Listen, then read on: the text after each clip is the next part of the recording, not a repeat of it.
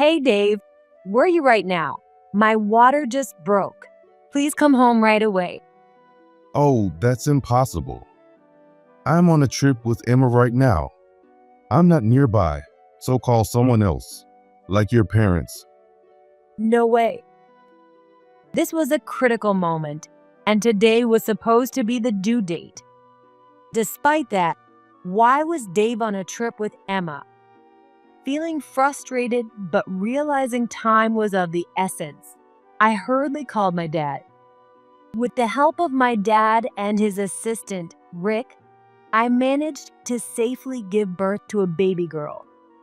Still, Dave had planned a trip with Emma on the due date and didn't visit me even once during my hospital stay.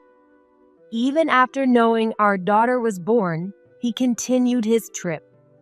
Does Dave really think Emma is more important than our newborn daughter? I was completely furious and decided to plan some revenge. With the help of my dad, who is the president of a construction company, Dave was in for a surprise when he returned from his trip. I'm Kate Martin, a 37-year-old housewife who got married a year ago. Before my marriage, I worked at my dad's construction company. I stayed single into my mid-30s, dedicated to my work, and planned to take over my dad's company one day. But then a turning point came. It happened when we were contracted to renovate a hospital in the neighboring town. After work, a man suddenly approached me. Excuse me, are you on your way home? If it's all right, would you like to have dinner together? The man who spoke to me was a doctor working at that hospital. I had no particular plans, so I didn't find any reason to refuse and decided to go with him. The doctor's name was Dave Martin, 3 years older than me. He had noticed how hardworking I was and found me intriguing. Dave, like me, was dedicated to his work and still single. I hadn't had much luck with men until then, but I started to wonder if he was interested in me. After all, I was at an age where it wouldn't be strange to meet someone nice. However, I had the goal of taking over my dad's company. Since Dave was a doctor, I wondered if our futures were compatible. Curious, I asked about his views on marriage. So Dave, do you want the woman you marry to have a career? Dave smiled and answered, No. It might sound old-fashioned, but since my job requires me to be away from home a lot, I'd like my partner to focus on the household. But don't worry, I'll fully support and take care of you, so you won't have to worry about anything.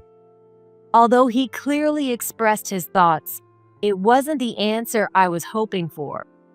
Did I phrase my question wrong? It seemed like he thought I wanted to be a housewife. Marrying him might mean our values wouldn't align. Feeling uncertain about our future, I thought about giving up on dating him. We ended that day by exchanging contact information and going home without any conclusions. However, as night fell, I couldn't stop thinking about Dave. I realized I liked him. Unable to suppress my feelings, I received a call from Dave. Sorry, once I got home, I couldn't stop thinking about you, Kate. Would you consider going out with me? I was thinking the same thing. I never expected Dave to feel the same way about me. So we started dating. But the issue of whether to take over the company remained. When I consulted my dad, he reassured me. Don't worry about the company. We have many capable employees who can handle things. Just focus on your happiness and live your life to the fullest. His words filled my heart. Eventually, Dave proposed and we got married. We started our happy married life, or so I thought. As Dave had mentioned from the beginning, his job kept him away from home more often than I expected. After getting married, I quit my job to become a full-time housewife. Even though I was determined to take care of our home, I started feeling lonely being alone so much. When Dave was home, I couldn't complain about feeling lonely since he came back tired. However, my worries didn't end there. Dave's salary was deposited into our joint account, but on payday, he would withdraw about half of it immediately. When I asked him what he was spending it on, he replied with an annoyed look, Medical work involves a lot of expenses for conferences and training. Plus, teamwork is crucial, so I can't refuse when my colleagues invite me out. You can't just pocket everything you earn. While it seemed reasonable, I couldn't really understand since I had never worked in healthcare. Still, I thought managing the rest was my responsibility as his wife. I didn't press further, fearing it would upset him. But was that a mistake? His withdrawals escalated each month. Initially, he left half for household expenses, but it soon dwindled to 1/3, then 1/4. No matter how much I tightened our budget, it wasn't enough. Whenever Dave came home, I asked why he spent so much, but he insisted it was necessary expenses. However, this seemed excessive. I was reaching my breaking point. How can we manage if you cut our living expenses this much, even if it is necessary? It's not my fault. If you need more money, why don't you get a job yourself? How could he say that now? I wanted to keep working, but it was Dave who asked me to quit. My stomach churned with anger, and I started feeling nauseous. Reaching my limit, I rushed to the bathroom. I felt a bit better after throwing up, but hearing Dave's voice from behind made my chest tighten again. Are you faking it to get sympathy? Sorry, but I'm not falling for that. No, just leave me alone. I said this and went into the guest room, a place I usually don't use. I couldn't stand sleeping in the same room as Dave tonight, so I decided to sleep here. However, even after lying down, the nausea wouldn't go away. It felt like something was stuck in my throat too. I couldn't sleep all night because I was so worried. Maybe it was some kind of internal organ disease. The next morning, still feeling sick, I ignored Dave as he left for work and headed to the hospital. I chose a hospital closer to home, not the one where Dave worked. After explaining my symptoms during the exam, I was oddly referred to the obstetrics and gynecology department. Suspecting it might be the case, I headed to the obstetrics department in the same hospital. After the examination, I was told I was 8 weeks pregnant. The doctor congratulated me, but honestly, I wasn't sure how to feel. Anyway, I needed to tell Dave. Surely, if he knew we were having a baby, he would reconsider his spending.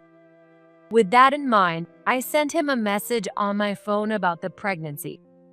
He read it in the early afternoon but didn't reply. Could it be that he wasn't happy about the baby? Feeling anxious, I waited for Dave to come home that night. However, he didn't come back for a long time. He shouldn't have any plans tonight. After 1 a.m., Dave finally came home and, seeing my face, asked something unexpected. Why are you still up? Anyway, that's not the point. You don't plan on having this baby, do you? Why would you ask that? Is there a reason I shouldn't?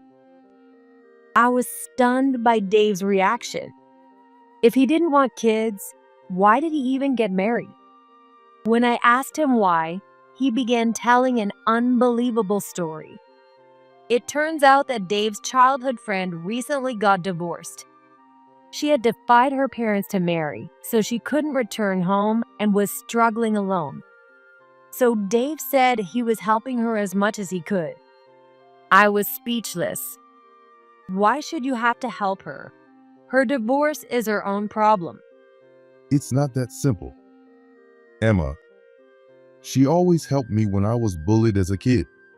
Now I want to be there for her. Was this some kind of repayment for childhood kindness? I could understand his feelings, but shouldn't he prioritize his own child now? Then it hit me. Wait a minute. Are you saying the money you've been withdrawing for necessary expenses was going to Emma? Not all of it. Sure, I gave her some, but it's not like I'm using it for anything bad. His excuse made me furious. Even if he had good intentions, it's our household money. He should have discussed it with me first. Maybe it was the pregnancy hormones, but I blurted out something I shouldn't have. If Emma is so important to you, then leave. I'm divorcing you. Fine by me. I don't need someone who doesn't understand me. I should have married Emma in the first place. It was the exchange of harsh words. Dave said that and left the house. Last night, I was so angry that I might have gone too far. Besides, it's better for my baby to have their father around. I decided to apologize and called him, but he didn't answer, so I left a message apologizing for my harsh words. Still, he didn't read my message. Should I give up on having the baby?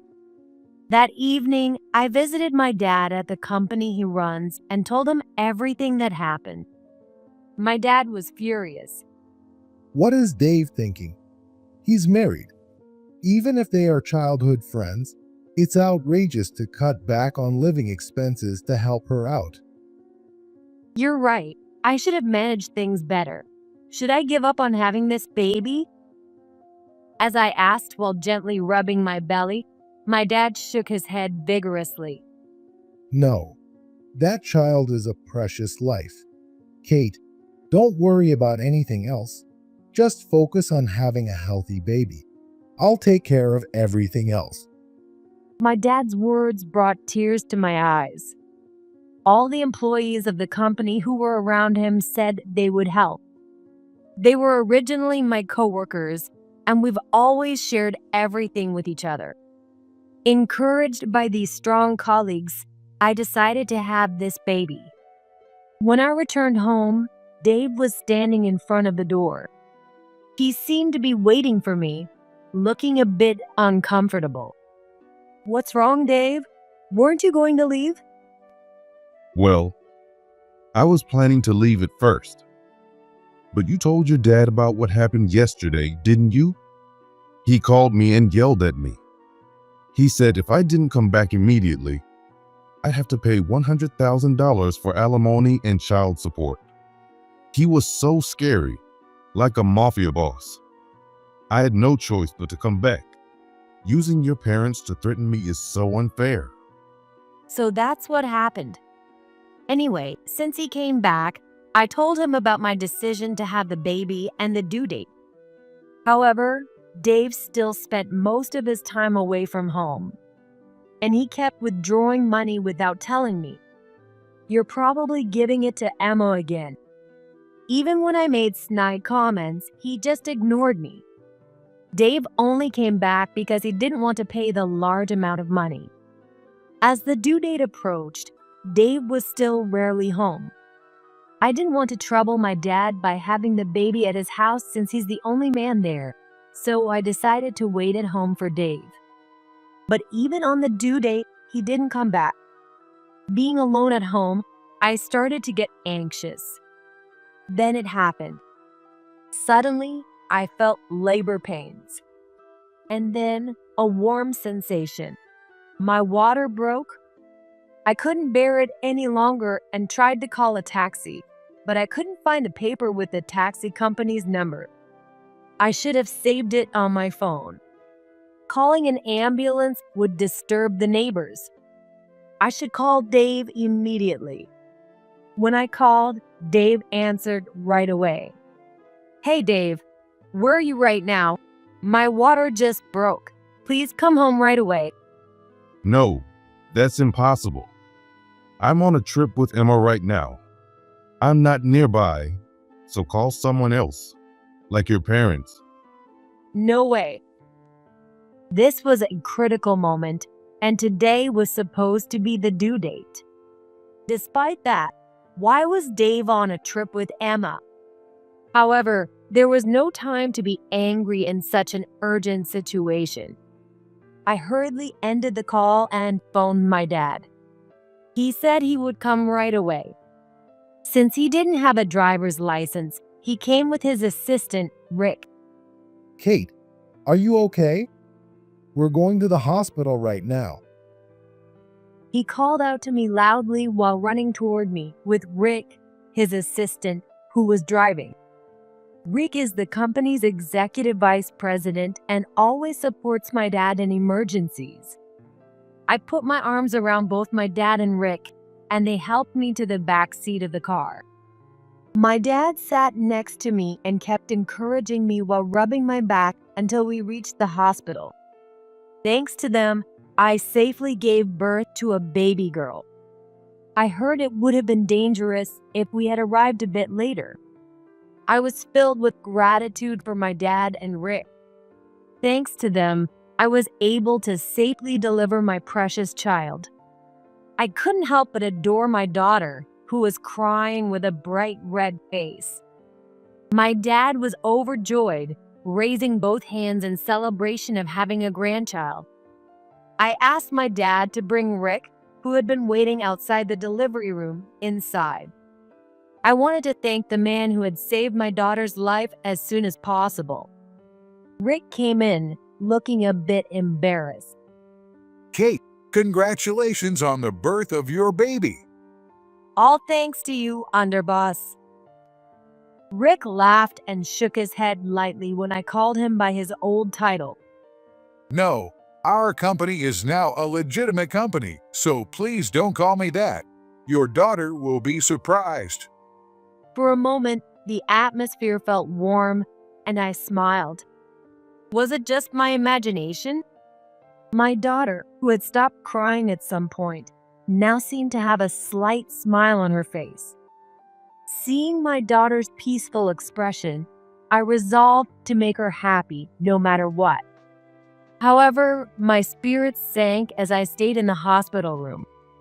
This was because I hadn't been able to contact Dave since then. He knew I was admitted to this hospital, and I had sent him my room number via message. The longer I waited for a response from Dave, the more depressed I became each day. Even after knowing his daughter was born, it seemed Dave continued his trip. Could Emma really be more important to Dave than his newborn daughter? I knew being upset wasn't good for my daughter. Still, I couldn't control my emotions. I kept recalling Dave's last words on the phone. "What do you mean he is on a trip with Emma?" Those words kept running through my mind like a reel of memories. I loved Dave so much that it made my blood boil. Finally, I snapped and decided to get back at him. As I meticulously planned my revenge in my head, a voice startled me from behind.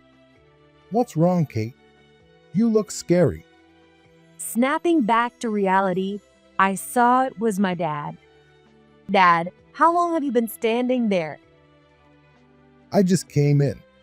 I was going to say something, but you looked so angry, staring at the floor. Is it about Dave? I nodded quietly in response to my dad's question. Was my expression that frightening? I instinctively looked in the mirror and tried to force a smile. Since my dad was here, I decided to ask him for help with something. It was about the revenge plan I had just come up with for Dave. "Dad, I have a favor to ask. I need everyone at the company to help too." As I began explaining the details of my plan, my dad listened intently with his arms crossed, a serious look on his face. When I finished, he tilted his head and said, Isn't that a bit too much?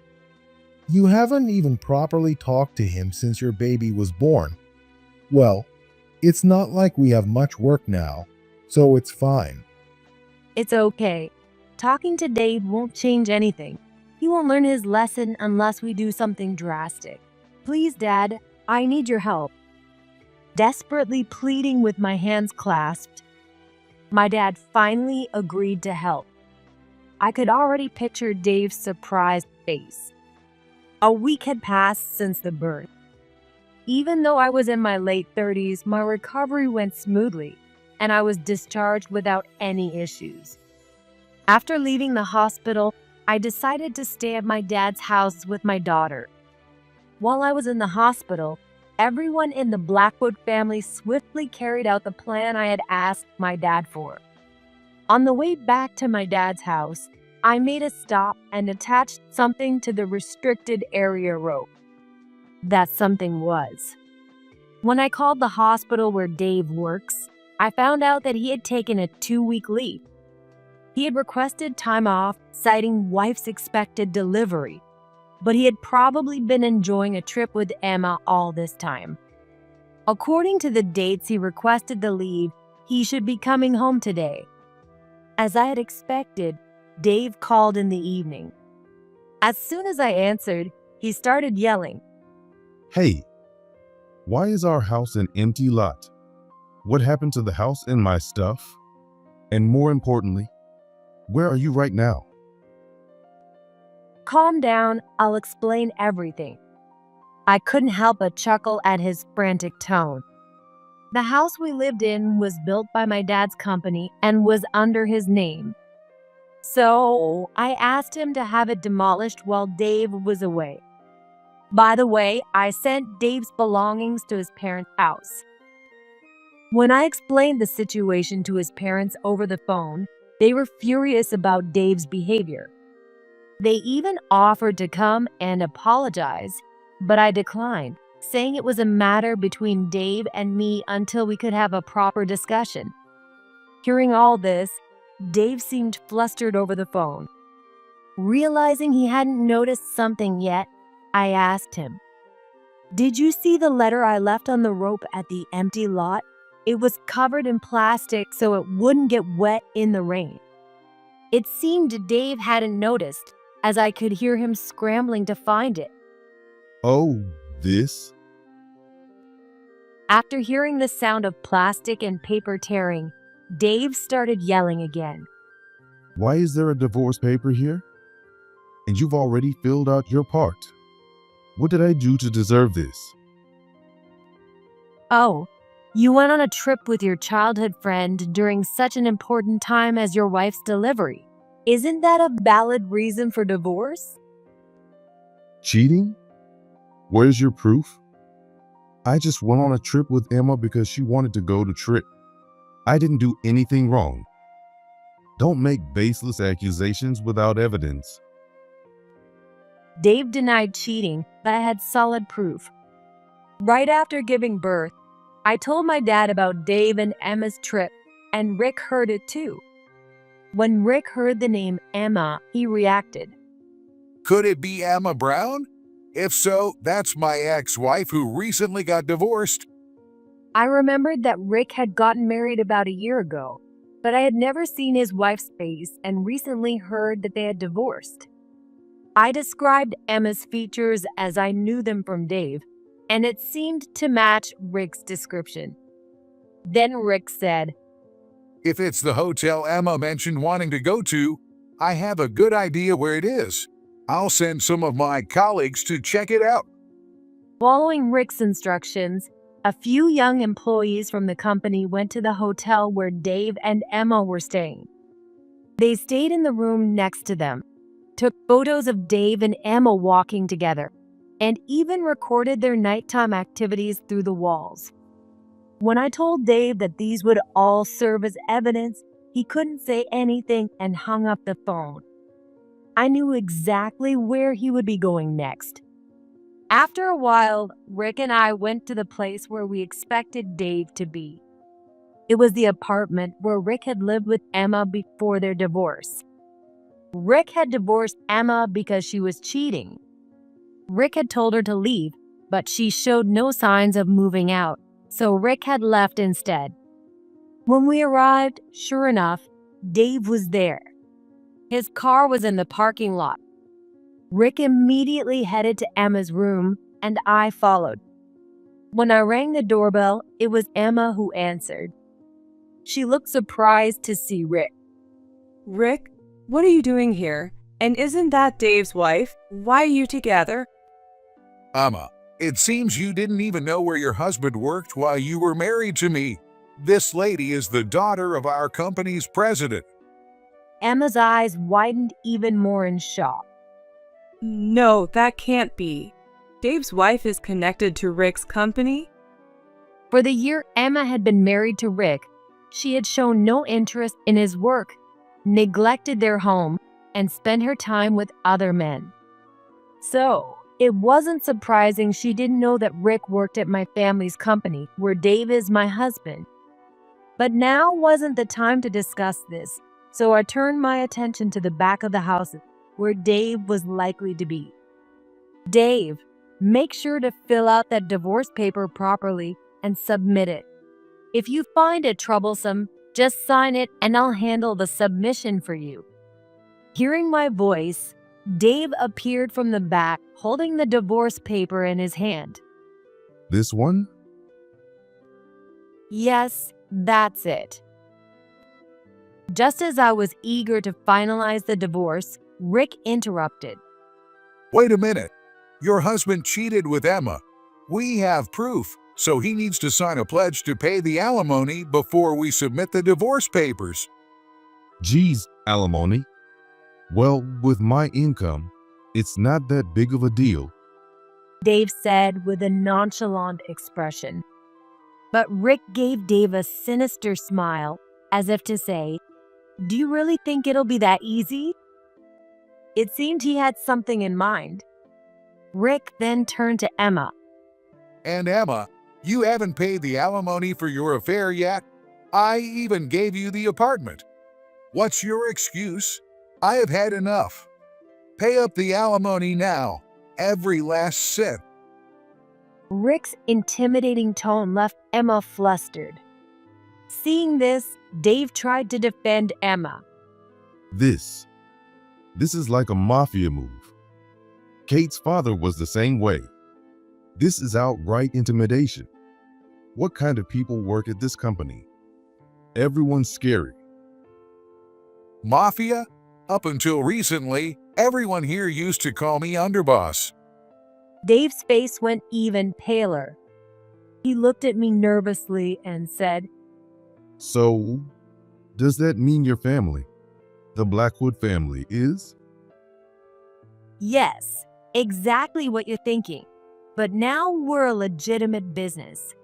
My dad is well respected in the community for his honest work, which is why even your parents trusted him and didn't object to our marriage." Emma also didn't seem to know as she turned pale. She looked like she was thinking she had to pay the alimony quickly or face unknown consequences. Hey Rick, I'll work and pay you back little by little. Can you wait until then? I'm fine with that, but Emma, it's not just about paying me. You had an affair with her husband, so you need to pay Kate alimony too. Rick's intimidating voice made Emma look scared as she answered quietly. Yes. Good. That settles it. People who do bad things need to make things right. That's right. And Dave, you will also sign a pledge stating that after the divorce, you will not have any contact with our daughter. Normally, Dave would have argued back, but now he just nodded meekly like Emma had earlier. Yes. Rick and I weren't threatening them by using our positions.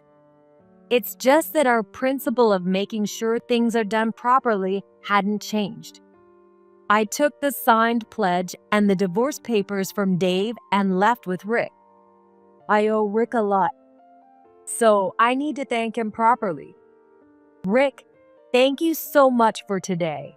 If it weren't for you, Dave would have gotten away with everything, and I would have been left crying. No, I should be thanking you. Because of you, I have a way to get alimony from Emma. I can finally move on from her. Rick and I feel a great sense of relief. Even though we had cut ties, there was still some unresolved frustration. But now I could let go of the past and look forward to living a positive life. The next day, when Dave returned to work after his 2-week leave, he was greeted by the furious face of the hospital director. Rick's junior coworkers had sent photos of Dave's trip with Emma and recorded audio of their nighttime activities through the hospital's website contact form. It was probably Rick's idea. I really admire Rick's thoroughness. The hospital director saw all the evidence of Dave's lies and decided to fire him, taking a leave for his wife's delivery, but then not even attending and going on a trip with his mistress instead, naturally led to this outcome. I learned this when my former in-laws came to apologize after the divorce was finalized. They told me all about Dave's current situation. And so the alimony that Dave was supposed to pay was covered up front. Of course, he said he would make Dave pay it back later. Dave's inappropriate behavior had become well known among the local medical community. In this small rural area, rumors spread quickly to neighboring towns. So, it was no surprise he couldn't find a new job. In the end, Dave remained jobless and continued to stay with Emma. Meanwhile, Emma was working multiple part-time jobs from morning until late at night to pay the alimony to Rick and me. Since Dave was living off her, he was probably being treated poorly. Sure enough, I received a call from Dave asking for help. Kate, I was wrong. Please, can't you get me a job at your company? I'll put up with all the tough guys there, no matter how scary they are or how badly they treat me. Oh, what happened? You were so scared of our company before. According to Dave, Emma was making him do a lot of chores since she was busy with her part-time jobs. Even for simple cleaning tasks, if he left any dust, she made him redo it. Furthermore, if she didn't like the seasoning of the food that Dave cooked, she threw it in the trash. I never imagined Emma could be so terrifying.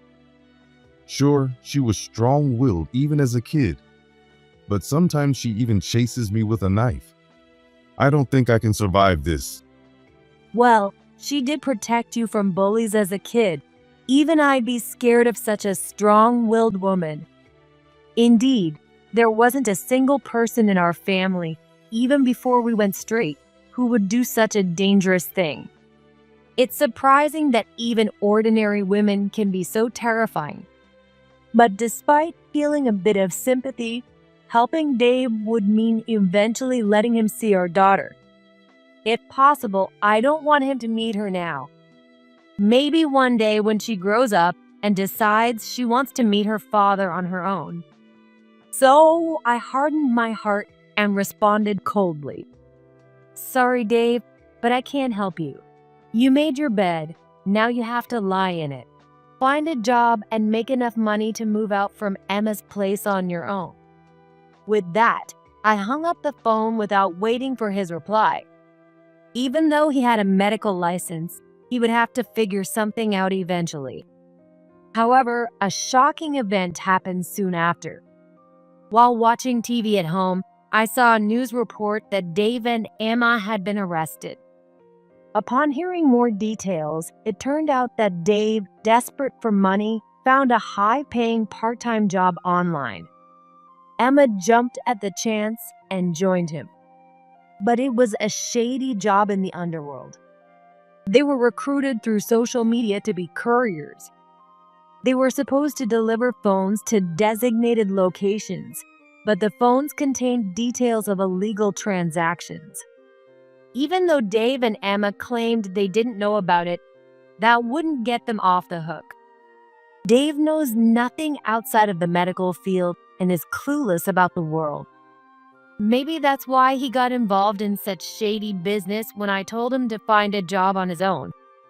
Of course, blaming me doesn't lessen his guilt. In any case, Dave needs to pay for his actions. Right after the divorce, I started working at my family's company again. During a break at work, I told everyone about Dave and Emma's incident and the events leading up to it. Everyone was more shocked by Emma's rough treatment of Dave than by the incident itself. Even we wouldn't go that far. She's really scary. No wonder Rick divorced her so quickly. Rick nodded in agreement as everyone expressed their surprise about Emma. Well, maybe the real bad guys aren't the ones from our world. Those who act all high and mighty without knowing anything are scarier. Emma is a perfect example of that. Rick's comment made everyone laugh heartily. Our company truly feels like a family, always cheerful and warm. Since returning to work, I've been working hard with Rick, the executive vice president, to strengthen our company. Some colleagues have suggested that Rick and I should get together, but Rick is just my work partner. I'm enjoying my work now and not thinking about remarrying. My dad named my daughter Lily. Although he still holds the title of president, he has stepped back from day-to-day operations and is devoted to helping raise Lily. The employees fondly call him the grandpa, and he seems happy to be called that.